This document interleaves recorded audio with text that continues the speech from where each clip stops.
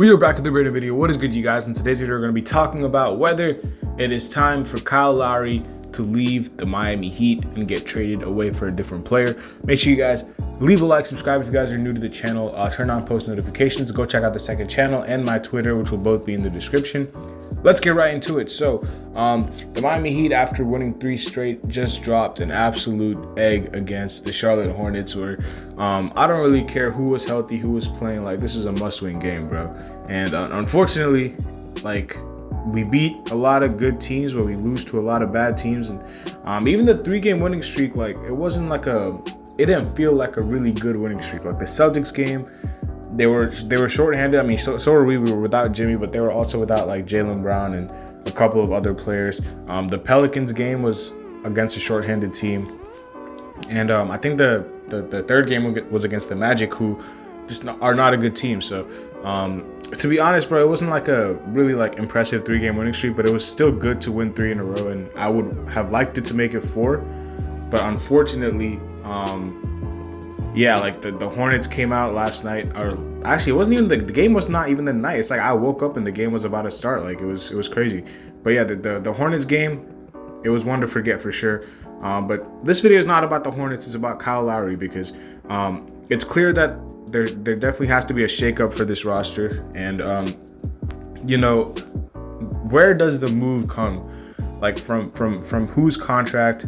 You know, how do we, you know, get really better this off season, or even like during the season, to make a second half push? And you know, you're not going to trade away Jimmy or Bam. You're probably not going to trade away Tyler, which means the only like other asset that has really like a sizable contract to give up is Kyle Lowry, because Duncan Robinson is a negative asset at this point. I don't think you're trading away Vincent or Strus because they're on minimum deals right now. Caleb Martin, another option, I guess. He just signed an extension, and he's eligible to get traded. And then Dwayne Dedmon. So out of Kyle Lowry, Dwayne Dedmon, Caleb Martin, and Duncan Robinson, you have 4 guys who could be traded. And I think since Kyle Lowry's contract is the biggest, that would probably be the contract you use to get like the most. Because like obviously in more likely cases than not, the players who have bigger contracts are better.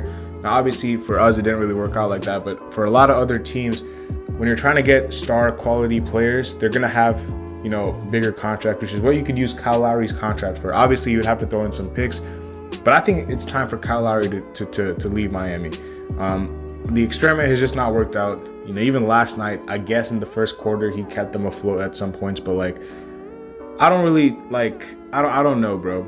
For the amount of money he's making, 12 points a game, shooting just about 40% from the field, less than 35% from 3, like assists are down, like I don't know. It's just not it. The defense is falling off a cliff completely. Like the defense is like the most disappointing thing, because he was always known as a good defender, but since he's been in Miami, like the defense has been atrocious. Like him and Hero have been like one of the worst defensive backcourts statistically in the NBA. And the only reason we've been like a top 10 defense over these past couple of years, like this season, I'm pretty sure we're like 3rd or 4th or something, is because of Jimmy and Bam. Like, bro, Jimmy and Bam literally carry this defense so much. I don't think people understand.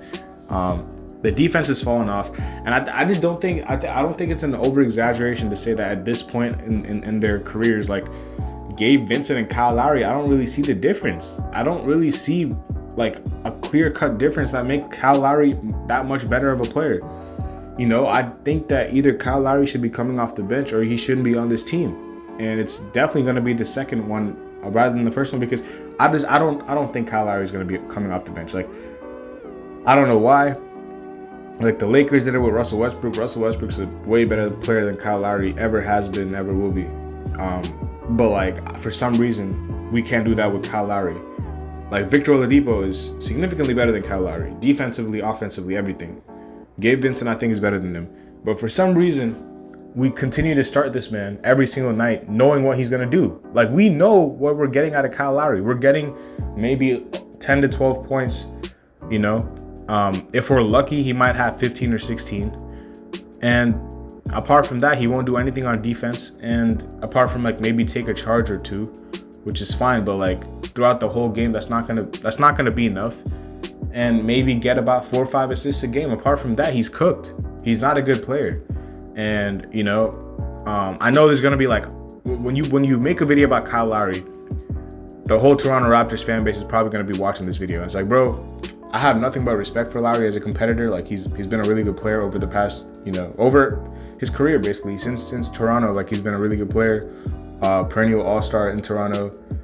But he was always a good defender in Toronto, which is why I'm very, very puzzled. I don't know if it's the age. I don't know if it's like the injuries. Like it has to be because of that. Because like as far as competitiveness, like he's never backed down from a challenge. But for some reason, his body is just not being it's just not holding up at some point. Like, and it's like the defense is just very, very bad now. So like I'm not a Kyle Lowry hater. Like I know what he's brought to winning teams in the past. Like I will never forget that shot he hit against us when it was like 2016 in game 1. Like when he hit that half court shot, like that was crazy. Like Kyle Lowry has always been a good player, but for some reason, like these last couple seasons, it hasn't worked out. And like we just have to do what's right for the team. And his contract is just way too big for him to be giving us the kind of production that he's been giving us. And we could find a lot, better upgrades at the point guard position, or use his contract to get a power forward to play alongside Bam. Caleb Martin, he's not off the hook either, because Caleb Martin is a guy that I don't think Caleb Martin is a bad player, and I don't think he would be a bad person on this team. I would actually like to keep Caleb. I just think that this season it's been very, very tough for him because he's being asked to play a role that he's just not used to. In Nevada, Caleb Martin was always a 2-3 guard. But for some reason, we're playing him as a 4. Like, it doesn't make any sense. He's 6'5". Why are we playing a 6'5" power forward? He's not PJ Tucker. PJ Tucker is one of the most unique players in the NBA where he can play big at 6'5". Caleb Martin, if you look at his frame, he's not built like PJ Tucker. He's a lot skinnier. He's more athletic. And for someone who's that athletic, I'm pretty sure when I looked at his dunk numbers, he only had like 10 to 15 dunks this season, which means we're using him the completely wrong way. We're using him as a spot-up shooter. Again, we're trying to make Caleb Martin PJ Tucker. He's not PJ Tucker. He's not as good of a shooter as PJ Tucker, and he's not as big as PJ Tucker, where it will allow him to switch on to bigger players and hold his own. However, he's way more athletic than PJ Tucker. And to be honest, the defense is not like, I don't think he's a bad defender. I think he's a very good defender, which is why we put him on a lot of guards sometimes. But the problem is when we're putting our power forward to start our games on the opposing team's best guard, what does that leave to whoever guards the power forward?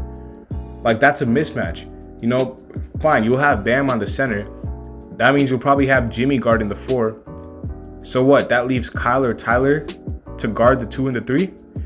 Again, that just shows you how imbalanced this team is when you have to have your power forward guarding the opposing team's best player. When we're playing Trae Young, when we're playing Stephen Curry, it is not Kyle or Tyler that guards either one of them. It's our power forward, Caleb Martin, that guards Trae, Steph, Kyrie, any of these top guards in this league. And as soon as you start off with that matchup, it already forces a mismatch with another matchup. Like, yeah, like that. So number one, that highlights how bad our backcourt's defense is, and number two, it just highlights the imbalance of this team. We're way too small, extremely small, and it's gonna be a problem if we don't fix it.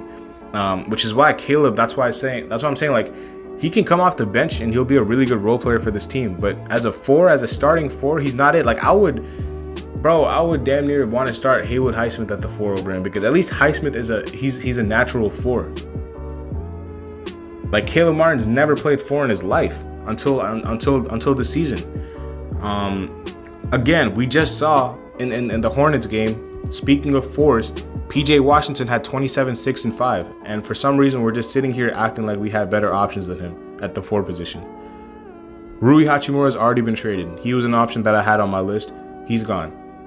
Do not mess this up, Pat Riley, because PJ Washington is a very good player. And we saw that in the game yesterday. But unfortunately, I don't really know what they're waiting for. I don't know what the trade deadline's I'm pretty sure it's in less than 2 weeks. So they got to get their stuff together for sure. But Kyle Lowry, coming back to the main purpose of this video, I think it's time, bro. I think it's time to move him on. Whether it's the D'Angelo Russell package, whether it's something else, whether it's trading for one of these Mavericks players, Hornets players, Pistons players, Jazz players, like I don't know, but I just think it's time to move him on. His contract is way too big. His production is way too small for the amount of money he's making.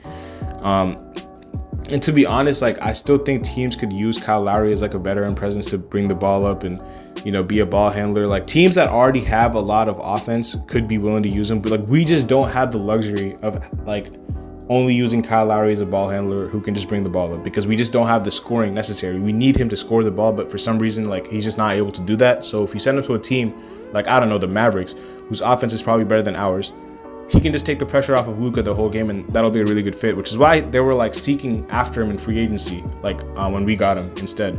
So like a team like that, any team, like, I still think he could be a serviceable player, but just for the Heat, I just don't think it's going to work out, because we just need him to be something that he's not. And like, yeah, like, his contract is like one of the like only movable pieces on this team. So whether it's for D'Angelo Russell or whether it's for anybody else, like, even like the D'Angelo Russell thing would work out, because the Timberwolves, they already have, when Karl Anthony Towns comes back, so they have him, they have Anthony Edwards, who's like a star.